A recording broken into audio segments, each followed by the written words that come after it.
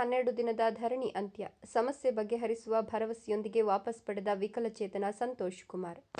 ಶಿಡ್ಲಘಟ್ಟ ತಾಲೂಕಿನ ಕುಂದಲಗುರ್ಕಿ ಗ್ರಾಮ ಪಂಚಾಯಿತಿ ಕಚೇರಿ ಆವರಣದೊಳಗೆ ವಸತಿ ಹಾಗೂ ಜಮೀನು ದಾಖಲೆಗಾಗಿ 12 ದಿನಗಳಿಂದ ಅನಿರ್ದಿಷ್ಟ ಧರಣಿ ನಡೆಸುತ್ತಿದ್ದ ವಿಕಲಚೇತನ ಸಂತೋಷ್ ಕುಮಾರ್ ಅವರ ಧರಣಿ ಸೋಮವಾರ ಸಂಧಾನದ ಭರವಸೆಯೊಂದಿಗೆ ಅಂತ್ಯಗೊಳ್ಳಿತು. ತನ್ನ ಕುಟುಂಬಕ್ಕೆ ಮಂಜೂರಾಗಿದ್ದ ವಸತಿ ಹಾಗೂ ನಿರ್ಮಾಣಗೊಂಡಿರುವ ಮನೆಗೆ ಸಂಬಂಧಿಸಿದ ದಾಖಲೆಗಳನ್ನು ಒದಗಿಸುವಂತೆ ಆಗ್ರಹಿಸಿ ಸಂತೋಷ್ ಕುಮಾರ್ ಪ್ರತಿಭಟನೆ ನಡೆಸುತ್ತಿದ್ದರು. ಗ್ರಾಮದ ಮುಖಂಡರು, ಪಂಚಾಯಿತಿ ಸಮಿತಿ, ವಿಕಲಚೇತನರ ಸಂಘಟನೆಗಳ ನಾಯಕರು ಮತ್ತು ಮಾಧ್ಯಮದವರ ಮಧ್ಯಸ್ಥಿಕೆಯಲ್ಲಿ ನಡೆದ ಮಾತುಕತೆಯಲ್ಲಿ ಸಮಸ್ಯೆ ಬಗೆಹರಿಸಲು ಭರವಸೆ ಸಿಕ್ಕ ಹಿನ್ನೆಲೆಯಲ್ಲಿ ಅವರು ಧರಣಿಯನ್ನು ವಾಪಸ್ ಪಡೆದರು. ಮುಂದಿನ ಜನವರಿ ಸಂಕ್ರಾಂತಿಯ ನಂತರ ಸಂತೋಷ್ ಕುಮಾರ್ ಅವರ ಕುಟುಂಬ ಹಾಗೂ ಪಂಚಾಯಿತಿ ಪ್ರತಿನಿಧಿಗಳು ಗ್ರಾಮದಲ್ಲಿ ಸಭೆ ನಡೆಸಿ ವಿಚಾರಕ್ಕೆ ಅಂತಿಮ ಪರಿಹಾರ ಕಂಡುಹಿಡಿಯುವುದಾಗಿ ಪಂಚಾಯಿತಿ ವತಿಯಿಂದ ಭರವಸೆ ನೀಡಲಾಗಿದೆ. ಪಂಚಾಯಿತಿ ಅಧ್ಯಕ್ಷೆ ಹೇಮಾವತಿ ಮತ್ತು ಉಪಾಧ್ಯಕ್ಷ ಮುನಿರಾಜು ನೀಡಿದ ಜ್ಯೂಸ್ ಸ್ವೀಕರಿಸುವ ಮೂಲಕ ಸಂತೋಷ್ ಪ್ರತಿಭಟನೆ ಕೊನೆಗೊಳಿಸಿದರು. ಇದಕ್ಕೂ ಮುನ್ನ ತಾಲೂಕು ಪಂಚಾಯಿತಿ ಇಒ ಆರ್ ಹೇಮಾವತಿ ಗ್ರಾಮ ಪಂಚಾಯಿತಿಗೆ ಭೇಟಿ ನೀಡಿ ನಡೆದ ಘಟನೆಯನ್ನು ಪರಿಶೀಲಿಸಿದರು. ವಸತಿ ಮಂಜೂರಾತಿ, ಖಾತೆ ಬದಲಾವಣೆ ಹಾಗೂ ದಾಖಲೆ ಸಂಬಂಧಿತ ವಿಷಯಗಳ ಕುರಿತು ಅಧಿಕಾರಿಗಳೊಂದಿಗೆ 2 ಗಂಟೆಗಳಿಗಿಂತ ಹೆಚ್ಚು ಕಾಲ ಚರ್ಚಿಸಿ ಸಮಸ್ಯೆ ಸಂಧಾನದ ಮೂಲಕ ಬಗೆಹರಿಸಬೇಕು ಮತ್ತು ದಾಖಲೆಗಳ ಹಿಂಬರಹ ನೀಡಬೇಕು ಅಂತ ಸಲಹೆ ನೀಡಿದರು. ಸಮಸ್ಯೆ ಬಗೆಹರಿಯೋದು ಮುಖ್ಯ. ಪ್ರತಿಭಟನೆ ನಡೆಸಿದ್ದ ಸಂತೋಷ್ ಕುಮಾರ್ ಹಾಗೂ ಸ್ಥಳೀಯರಿಗೆ ವಿಶ್ವಾಸ ಮೂಡುವಂತೆ ಕ್ರಮವಾಗಬೇಕು ಅಂತ ಇಒ ಅವರು ಅಭಿಪ್ರಾಯಪಟ್ಟರು. ಸಂತೋಷ್ ಕುಮಾರ್ ಪ್ರತಿಭಟನೆ ವಾಪಸ್ ಪಡೆದ ಹಿನ್ನೆಲೆಯಲ್ಲಿ ಗ್ರಾಮದಲ್ಲಿ ಶಾಂತ ವಾತಾವರಣ ಮತ್ತೆ ಕಾಣಿಸಿಕೊಂಡಿದೆ. ಕಾರ್ಯಕ್ರಮದಲ್ಲಿ ಪಂಚಾಯಿತಿ ಅಧ್ಯಕ್ಷೆ ಹೇಮಾವತಿ, ಉಪಾಧ್ಯಕ್ಷ ಮುನಿರಾಜು, ಮುಖಂಡರಾದ ಕೆಎಂ ವೆಂಕಟೇಶ್, ಮುನಿರೆಡ್ಡಿ, ಜಿಟಿ ನಾರಾಯಣಸ್ವಾಮಿ, ಮುನೀಂದ್ರ, ರಾಜ್ಯ ವಿಕಲಚೇತನರ ಸಂಘಟನೆಯ ಅಧ್ಯಕ್ಷ ಕಿರಣ್ ನಾಯ್ಕ್, ಅಂಗವಿಕಲರ ಹಾಗೂ ಹಿರಿಯ ನಾಗರಿಕರ ಕಲ್ಯಾಣಾಧಿಕಾರಿ ಜ್ಯೋತಿ, ಸುಬ್ರಹ್ಮಣಿ, ಕೆವಿಎಸ್ ಅಧ್ಯಕ್ಷರು ಚಿಕ್ಕಬಳ್ಳಾಪುರ, ಮೇಲೂರು ಅಣ್ಣಪ್ಪ, ಪಿಡಿಒ ಅಬೂಬಕರ್ ಸಿದ್ದಿಕ್ ಸೇರಿದಂತೆ ಹಲವು ಗಣ್ಯರು ಹಾಜರಿದ್ದರು. ಸಂತೋಷ್ ಕುಮಾರ್ಗೆ ಆಗಿರೋ ಈಗ ಅವರು ಸೋಷಿಯಲ್ ಮೀಡಿಯಾ ಪ್ಲಸ್ ಪತ್ರಿಕೆಗಳಲ್ಲಿ ನಮಗೆ ಮನೆ ಕೊಟ್ಟಿರುವುದಿಲ್ಲ, ನಾವು ಮನೆ ಮಾಡಬೇಕಂತಂದ್ರೆ ನಮ್ಗೆ ಸೈಟ್ ಇಲ್ಲ ಅಂತ ಹೇಳ್ಬಿಟ್ಟು ಕೊಡ್ತಾ ಇದ್ದೀವಿ. ಅದಕ್ಕೋಸ್ಕರಾಗಿ ದಾಖಲೆಗಳ ಸಮೇತವಾಗಿ ನಾವು ನಿಮಗೆ ಕೊಡ್ತಾ ಇದ್ದೀವಿ. ನಾಗಮಣಿ ಸಂತೋಷ್ ಕುಮಾರ್ ಅವರಿಗೆ ಶಿಡ್ಲಘಟ್ಟ ತಾಲೂಕು ಕಸ್ಬಾ ಹೋಬಳಿ ಕುಂದೂರು ಗ್ರಾಮ ಪಂಚಾಯತಿ ಮುಂದೆ ಕುಂದೂರು ಗ್ರಾಮದ ವಾಸಿಯಾದ ಸಂತೋಷ್ ಕುಮಾರ್ ನಾಗನಪ್ಪ ಎಂಬುವರು ಸುಮಾರು 9 ದಿನದಿಂದ ಧರಣಿ ಸತ್ಯಾಗ್ರಹ ಮಾಡುತ್ತಿರುವುದು ಸರಿಯಷ್ಟೇ. ಮಾನ್ಯ ಕಾರ್ಯನಿರ್ವಾಹಕ ಅಧಿಕಾರಿಗಳು ಹಾಗೂ ಗ್ರಾಮ ಪಂಚಾಯತ್ ಅಧ್ಯಕ್ಷರು ಹಾಗೂ ಸದಸ್ಯರುಗಳು, ಈ ಗ್ರಾಮದ ಮುಖಂಡರು ತಾವು ಖುದ್ದಾಗಿದ್ದು ಈ ಗ್ರಾಮ ಪಂಚಾಯತಿ ಮುಂದೆ ಸತ್ಯಾಗ್ರಹ ನಡೆಸುತ್ತಿರುವ ಸ್ಥಳಕ್ಕೆ ಭೇಟಿ ನೀಡಿ ಸಂತೋಷ್ ಕುಮಾರ್ ಅವರನ್ನು ಮನವೊಲಿಸಿ ಸತ್ಯಾಗ್ರಹ ನಡೆಸುವ ಸೂಚನೆಗಳು ಸಹ ಇದುವರೆಗೂ ಧರಣಿ ನಿರ್ವಹಿಸುತ್ತಿದ್ದಾರೆ. ಸಂತೋಷ್ ಕುಮಾರ್ ಅವರು ಕುಟುಂಬಕ್ಕೆ ಸರ್ಕಾರದಿಂದ ಕಡಿಮೆ ಸವಲತ್ತುಗಳು ಪಡೆದಿದ್ದಾರೆ. ಇದು ನಾಗಮಣಿ ಸಂತೋಷ್ ಕುಮಾರ್ ಅವರಿಗೆ ಆಶ್ರಯ ಮನೆ ಕೊಟ್ಟಿದ್ದೇವೆ. ಸಂತೋಷ್ ಕುಮಾರ್ ಆನೆಯಪ್ಪ ಅವರಿಗೆ ಗ್ರಾಮ ಪಂಚಾಯತಿಯಿಂದ ಇದು ದಾನಗುಡ್ಡೆ ಕೊಟ್ಟಿದ್ದೇವೆ. ಅವರ ಅತ್ತಿಗೆ ಸರಸ್ವತಮ್ಮ ಫೌಂಡೇಶನ್ ಅವರಿಗೆ ಮನೆ ಕೊಟ್ಟಿದ್ದೇವೆ. ಅವ್ರ ತಂದೆಗೆ ಆಯನಪ್ಪ ಅವರಿಗೆ ನೆಲಸಗುಂಡಿ ಕೊಟ್ಟಿದ್ದೇವೆ. ಸ್ವಂತ ಅವರು ಜಮೀನಿನಲ್ಲಿ ನರೇಗಾ ಯೋಜನೆಯಲ್ಲಿ ರೋಜ್ಗಾರಿಗೆ 98,700 ರೂಪಾಯಿ ಡ್ರಾ ಮಾಡಿದ್ದಾರೆ. ಮತ್ತೆ ಆಯನಪ್ಪ ಅವರಿಗೆ 3 ಲಕ್ಷ ರೂಪಾಯಿ ಪ್ರಕೃತಿ ವಿಕೋಪದಲ್ಲಿ ಮನೆ ಕೊಟ್ಟಿದ್ದೇವೆ. ಸಂತೋಷ್ ಅವ್ರ ತಂದೆ ಮತ್ತು ತಾಯಿಗೆ 3 ಲಕ್ಷ ಮನೆ ಕೊಟ್ಟಿದ್ದೇವೆ. ಮತ್ತೆ ನಾಗಮಣಿ ಸಂತೋಷ್ ಕುಮಾರ್ ಅವರ ಹೆಸರಿನಲ್ಲಿ ಈಗಾದೆ ಆಗಿದೆ ಅವ್ರ ಮನೆಗೆ. ಮತ್ತೆ ವಿಕಲಚೇತನ ಹಾಗೂ ಹಿರಿಯ ನಾಗರಿಕರ ಸಬಲೀಕರಣ ಇಲಾಖೆಯಿಂದ ಚಿಕ್ಕಬಳ್ಳಾಪುರ ದ್ವಿಚಕ್ರ ವಾಹನ 3 ಚಕ್ರ ವಾಹನವನ್ನು ತಗೊಂಡಿದ್ದಾರೆ. ಮತ್ತೆ ತಾಲೂಕು ಪಂಚಾಯತಿ ವತಿಯಿಂದ 2012 ಅಂಗನವಾಡಿಗಳಲ್ಲಿ ಫ್ರೀ ಬಸ್ ಅನುದಾನ ತಗೊಂಡಿದ್ದಾರೆ.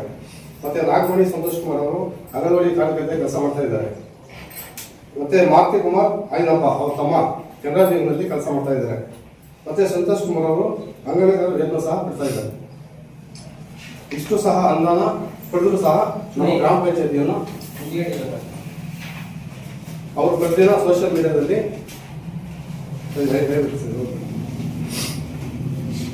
ಗ್ರಾಮ ಪಂಚಾಯತ್ ವತಿಯಿಂದ ಸ್ವಚ್ಛ ಭಾರತ್ ಮಿಷನ್ ಅಡಿಯಲ್ಲಿ ಶೌಚಾಲಯ ಸಹ ನಿರ್ಮಾಣ ಮಾಡಿದ್ದಾರೆ. ಈ ಎಲ್ಲ ಸೌಲಭ್ಯಗಳು ಪಂಚಾಯತಿಯಿಂದ ಪಡೆದುಕೊಂಡು ಸಹ ಪಂಚಾಯತಿ ಬಗ್ಗೆ ಅಗೌರವ, ಪಂಚಾಯತಿಯಲ್ಲಿ ಅಕ್ರಮಗಳು, ಭ್ರಷ್ಟಾಚಾರ ನಡೆದಿದೆ ಮತ್ತು ಅಧಿಕಾರಿಗಳನ್ನು ಭ್ರಷ್ಟ ಅಧಿಕಾರಿಗಳೆಂದು ಅವಶ್ಯ ಪದಗಳಿಂದ ಬಳಸಿ ಮುಖಾಂತರ ಸದಾ ಸಾಮಾಜಿಕ ಜಾಲತಾಣಗಳಲ್ಲಿ ಹಾಗೂ ಪತ್ರಿಕೆಗಳಲ್ಲಿ, ಮಾಧ್ಯಮಗಳಲ್ಲಿ ಪಂಚಾಯತಿ ಗೌರವವನ್ನು ಹರಾಜು ಮಾಡುತ್ತಿದ್ದಾರೆ. ಇದನ್ನು ಮಾಡುತ್ತಿರುವ ಆರೋಪಗಳು ಸತ್ಯಕ್ಕೆ ದೂರವಾಗಿದ್ದು ಭ್ರಷ್ಟಾಚಾರ ಹಾಗೂ ಅಕ್ರಮಗಳ ಬಗ್ಗೆ ಭೂಗಳ್ಳರು ಎಂದು ಪದೇ ಪದೇ ಪ್ರತಿದಿನ ಸಾಮಾಜಿಕ ಮಾಧ್ಯಮಗಳಲ್ಲಿ ಪ್ರಸ್ತಾವನೆ ಮಾಡ್ತಾ ಇದ್ದಾರೆ. ಈ ಬಗ್ಗೆ ಸೂಕ್ತ ದಾಖಲೆಗಳಿದ್ದರೆ ಸಾಬೀತುಪಡಿಸಬೇಕೆಂದು ಗ್ರಾಮ ಪಂಚಾಯತ್ ಸದಸ್ಯರು ನಾವು ಈ ಮೂಲಕ ಆಗ್ರಹಿಸಿದ್ದೇವೆ. ಈ ವಿಷಯದ ಬಗ್ಗೆ ಮುಂದಿನ ಕ್ರಮಕ್ಕಾಗಿ ಗ್ರಾಮ ಪಂಚಾಯತಿ ಸದಸ್ಯರುಗಳಾದ ನಾವುಗಳು ಸರ್ವಾನುಮತದಿಂದ ಒಪ್ಪಿ ಈ ಮನೆ ದಾಖಲೆಗಳನ್ನು ಸಹ ಲಗತ್ತಿಸಿ ಪಂಚಾಯತಿ ಮುಂದೆ ನೆರವೇರಿಸಿ ಮತ್ತು ಪಂಚಾಯತಿಯಿಂದ ಪಡೆದಿರುವ ಸವಲತ್ತುಗಳ ಬಗ್ಗೆ ಜಾಗದಲ್ಲಿ ಸಹ ಈ ಕೆಳಗಡೆ ಹಾಕಿದ್ದೇವೆ. ರಾಜೀವ್ ಗಾಂಧಿ ಹೌಸಿಂಗ್ ಕಾರ್ಪೊರೇಷನ್ ಇಂದ ಅವ್ರಿಗೆ ಅನುದಾನ ಕೂಡ ಬಿಡುಗಡೆ ಆಗಿದೆ. ಯಾರು ಕೊಟ್ಟರು ಅವ್ರಿಗೆ? ಯಾಕೆ ಮನೆ ಮಂಜೂರು ಮಾಡಿದ್ರೆ? ಅವ್ರು ಯಾಕೆ ಅವ್ರ ಮನೆ ಮಂಜೂರಾಗಿ ತಿರ್ಗಿ ನಿವೇಶನ ಇಲ್ದಂಗೆ ಹೆಂಗ್ ಮಾಡ್ತೀರಿ ಅಂತ ಅವ್ರ ವ್ಯವಹಾರ ಏನ್ ಹೇಳ್ತೀರಿ? 2000 ಅಲ್ಲಲ್ಲ, ನನ್ಗೊಂದು ಸ್ಪಷ್ಟವಾಗಿ ರಾಜೀವ್ ಗಾಂಧಿ ಅವ್ರ ನಿವೇಶನಕ್ಕೆ ಅವ್ರದೇ ನಿವೇಶನ ರಾಜೀವ್ ಗಾಂಧಿ ಹೌಸಿಂಗ್ ಕಾರ್ಪೊರೇಷನ್ ಕಾಸು ಕೊಟ್ಟು ಅನುದಾನ ಕೊಟ್ಟಿರೋದು ಸತ್ಯನ ಸುಳ್ಳ? ಸರ್ ಸತ್ಯ. ಏನ್ ಕೊಟ್ರು ಸರ್? ಈಗ 2013-14 ಸಾಲಿನಲ್ಲಿ ಮನೆ ಮಂಜೂರಾಗಿದ್ದು ಸರಿ. ಅವಾಗ ಆಗ ಅವರು 1 ತಿಂಗಳ ಒಳಗಡೆ ಅವರು ಬಿಲ್ ತಗೋಬೇಕು, ಪೇಮೆಂಟ್ ತಗೋಬೇಕು.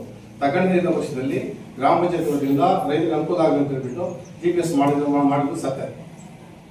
ಆಕ್ಚುಲಿ ಅವ್ರಿಗೆ ಅದ್ರ ದಾಖಲೆಗಳು ಇಲ್ಲ. ಈಗ ನೀವೇ ನಿಗಮದಿಂದ ಅನುದಾನ ಕೂಡ ಬಿಡುಗಡೆ ಆಗಿದಲ್ಲ ಅವ್ರಿಗೆ? ಹೌದು ಸರ್, ಆಗಿದೆ. ಅದು ಅನುಕೂಲ ಆಗಲಿ ಅಂತ ಹೇಳ್ಬಿಟ್ಟೆ ಆತರ ಮಾಡೋದು. ಈಗ ಅದೇ ಸೈಟ್ ಬೇರೆಯವ್ರು ಹೆಂಗ್ ಕೊಡ್ತೀರಿ ನೀವು ಅಂತ? ಅವ್ರ ಸೈಟ್ ಇಲ್ಲ ಸರ್ ಅವ್ರಿಗೆ. ಅದು ಬೇರೆ ಅವ್ರ ಸೈಟ್ ನಿವೇಶನದಲ್ಲಿ ಅವರು GPS ಮಾಡ್ಸಿದ್ರು. ಹೆಂಗ್ ಮಾಡ್ತಾರೆ GPS? Rajiv Gandhi housing corporation ಹೆಂಗ್ ಮಾಡ್ತಾರೆ ಅದನ್ನ? ಬೇರೆಯವ್ರ ಸೈಟ್ಗೆ ಹೆಂಗ್ ಮಾಡ್ತಾರೆ ಸರ್? ದಾಖಲೆ ಎಲ್ಲ ಸರ್. ಈಗ ಮನೆ ಕೊಟ್ಟಾಗ ಮನೆ ಮುಂದೆ ಮಾಡ್ಬೇಕಾದ್ರೆ 1 ತಿಂಗಳ ಒಳಗಡೆ ಅವರು ಪಾಯ ಹಾಕಿರ್ಬೇಕು. ಪಾಯ ಹಾಕಿದ ನಂತರ ಕ್ಯಾಶ್ ಆಗ್ತದ. ಅನುಕೂಲ ಮಾಡ್ಬೇಕಾದ್ರೆ ಏನೋ ಒಂದು ಅಡ್ಜಸ್ಟ್ಮೆಂಟ್ ಪಂಚಾಯತ್ ಮಾಡಿರುತ್ತೆ ಸರ್. ಅಡ್ಜಸ್ಟ್ಮೆಂಟ್. ಹೌದು ಸರ್. ಸಹಾಯ ಚರ್ಚೆ ಮಾಡಿದ್ವಿ. ಅದರ ಕುರಿತಾಗಿ ಕಂಪ್ಲೀಟ್ ಆಗಿ ನನಗೆ 2 ಡೇಸ್ ಬ್ಯಾಕ್ ನಮ್ಮ PDO ಅವರು ಮಾಹಿತಿ ಕೊಟ್ಟಿದ್ದಾರೆ ಯಾರ್ಯಾರ ಹೋಗಿದ್ದು ಏನಾಗಿದೆ ಅಂತ ಹೇಳಿ. ಸೊ ಇದೇ ನಿವೇಶನಕ್ಕೆ ಸಂಬಂಧಪಟ್ಟಂತೆ ಹೇಳ್ತಾ ಇದ್ದೀರಾ, ರಾಧಾಕೃಷ್ಣನ್ ಅಂತ ಹೇಳ್ಬಿಟ್ಟು ಅವರಿದ್ದಂತಹ PDO ಹೋಗಿದ್ದು ಆಗಿರೋದು. ಅವ್ರಿಗೆ ನಮ್ಮ ಜನ ಕೊಟ್ಟಿದ್ದಾರೆ. ಅವ್ರಿಗೆ ನಾನು ನೋಟಿಸ್ ಇಶ್ಯೂ ಮಾಡಿಬಿಟ್ಟು ನಾನು ಅದನ್ನು ಕಂಪ್ಲೀಟ್ ಆಗಿ ಅವ್ರಿಗೆ ವರದಿ ತಗೊಂಡಿದ್ದೀನಿ. ಅವ್ರ ಪೀರಿಯಡ್ ಆಗಿದ್ದು ಇದೆ ಯಾಕೆ ಮಾಡಿದ್ದಾರೆ ಅಂತ ಹೇಳ್ಬಿಟ್ಟು ನಾನು ಅವರಿಂದ ವರದಿ ತಗೊಂಡಿದ್ದೀನಿ. ಮೇಡಮ್, ಇಷ್ಟು ದಿನ ಯಾಕೆ ತಗೊಂಡಿಲ್ಲ? ಇಷ್ಟು ದಿನ ಏನು ಅಂತಂದ್ರೆ ಪಂಚಾಯತಿ ಮಟ್ಟದಲ್ಲಿ ಅವರು ನನ್ನ ದಾಖಲಾತಿ ಕೊಡಿ ಅಂತ ಹೇಳ್ಬಿಟ್ಟು ಅರ್ಜಿ ಹಾಕ್ತಿದ್ರು. ನಮ್ಮ ತಾಲೂಕ್ ಪಂಚಾಯತಿಗೂ ಅರ್ಜಿ ಹಾಕಿದ್ರು. ನಾವು ಇದನ್ನ ಆಸ್ ಇಟ್ ಈಸ್ ಗ್ರಾಮ ಪಂಚಾಯತಿಗೆ ಫಾರ್ವರ್ಡ್ ಮಾಡ್ತಾ ಇದ್ವಿ.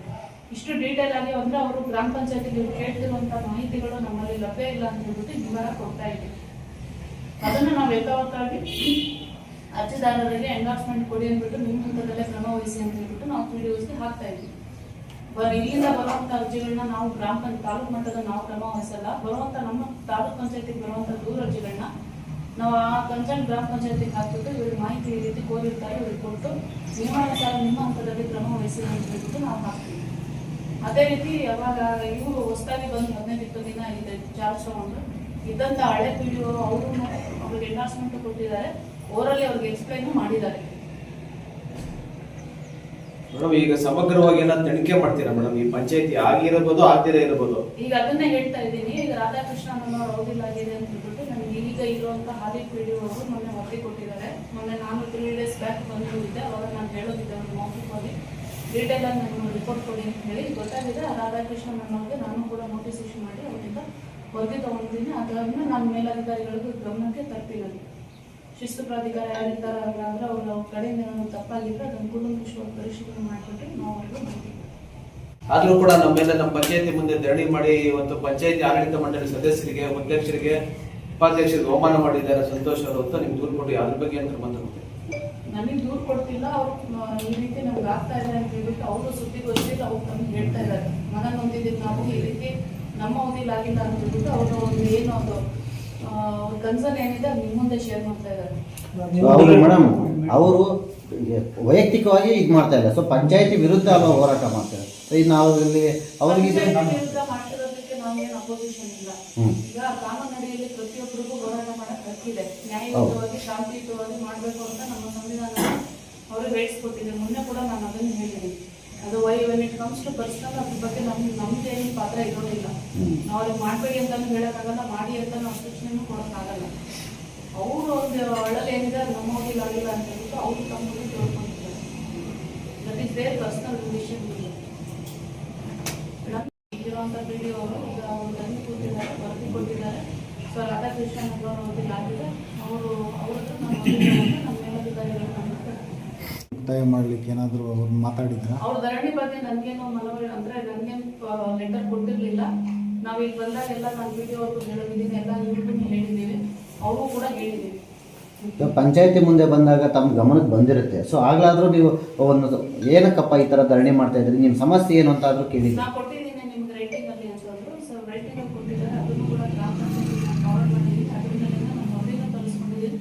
ನಮ್ಮ ನೋಡೋ ನೋಡಲ್ ಆಫೀಸರ್ಗೂ ಕೂಡ ಲಾಸ್ಟ್ ಒಂದು 10-15 ಡೇಸಿಂದ ಯಾವಾಗ ಅವರು ಪುನಃ ಅರ್ಜಿ ಕೊಡ್ತಾ ಇದ್ರು ಗ್ರಾಮ ಪಂಚಾಯತಿಗೆ ಮತ್ತು ನಮ್ಮ ಹೊಸ ಪೀಳಿಗೆ ಮಾಹಿತಿ ಕೊಟ್ಟರಲ್ಲ ಅವ್ರ ಹೊಸ ನೋಡಲ್ ಆಫೀಸರ್ಗೂ ಹೇಳಿ ನಾನು ಅವ್ರಿಗೆ 4-5 ಬಾರಿ ಮೌಖಿಕವಾಗಿ PDO ಹೊಸಬಿದ್ದಾರೆ, ಅವ್ರಿಗೆ ಐಡಿಯಾ ಇದೆ ಹೋಗಿ ಗೊತ್ತಿಲ್ಲ, ಹಳೆ PDO ಮಾತಾಡ್ಬಿಟ್ಟು ಹೊಸ PDO ಸ್ವಲ್ಪ ಅಸಿಸ್ಟ್ ಮಾಡಿ ಇಶ್ಯೂನ ಬೇಗ ಕ್ಲಿಯರ್ ಮಾಡ್ಕೊಡಿ ಅಂತ ಹೇಳ್ಬಿಟ್ಟು ನಾನು ನಮ್ಮ ನೋಡಲ್ ಆಫೀಸರ್ಗೂ ಹೇಳಿದ್ದೀನಿ. ನನಗೆ ನಿಮ್ಮದು ಒಂದು ಸ್ಟೇಟ್ಮೆಂಟ್